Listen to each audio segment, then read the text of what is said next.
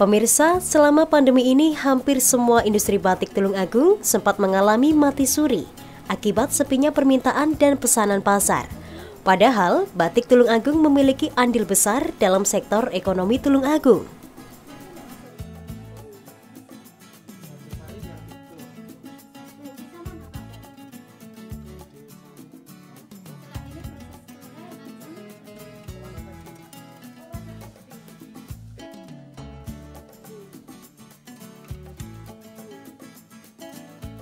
Membuat batik sendiri bukanlah proses yang cukup mudah.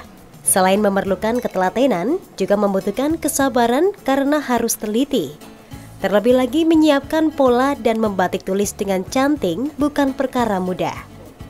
Proses yang panjang dan rumit ini tidak bisa dilakukan oleh sembarang orang. Untuk itulah, batik yang dihasilkan akan memiliki nilai jual tinggi.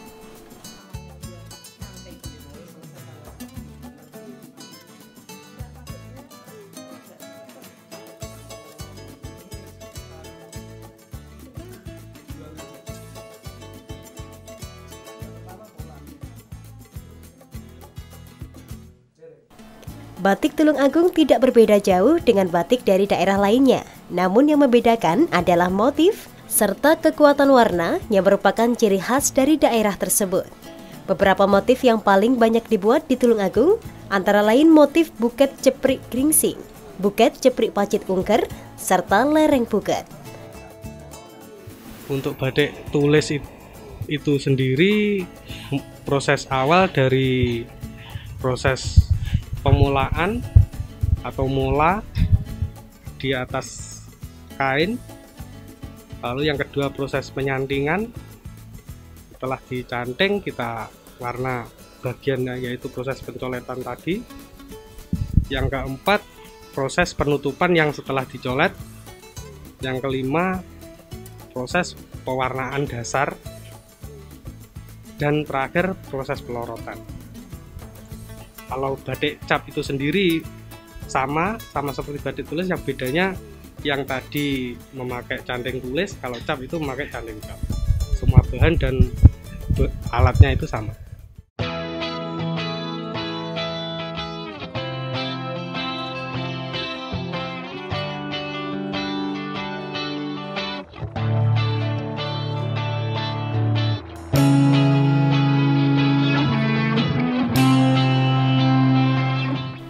Beberapa sektor yang saat ini menjadi perhatian antara lain penggunaan kain batik untuk bahan konveksi.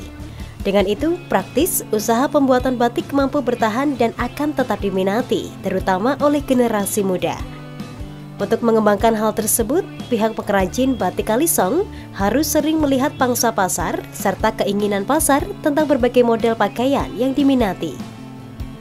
Karena dengan hal tersebut akan terus membuat usaha yang dirintisnya akan berjalan. Salah satunya inovasi berupa kebebasan memilih motif batik. Selain batik tulis, di sentra industri batik Kalisong ini juga ada batik cap. Dengan berbagai motif yang menarik, pembeli juga bisa memesan motif yang mereka inginkan sebagai motif di kain batik Kalisong ini.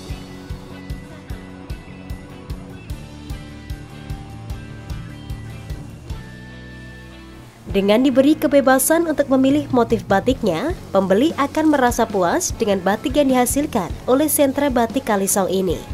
Hal tersebut merupakan salah satu cara untuk menarik minat konsumen batik. Untuk canting capnya kita menyediakan free design, jadi membuat sendiri seperti logo ataupun motif tertentu yang beda bisa membuat sendiri.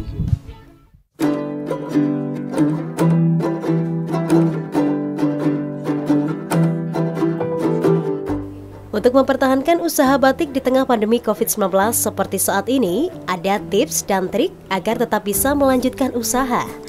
Selain mengandalkan dari pewarnaan yang alami, juga memilih menggunakan warna yang menggunakan bahan kimia. Selain kedua hal itu, perlu melihat permintaan pasar agar usaha batik yang dirintis tetap berjalan.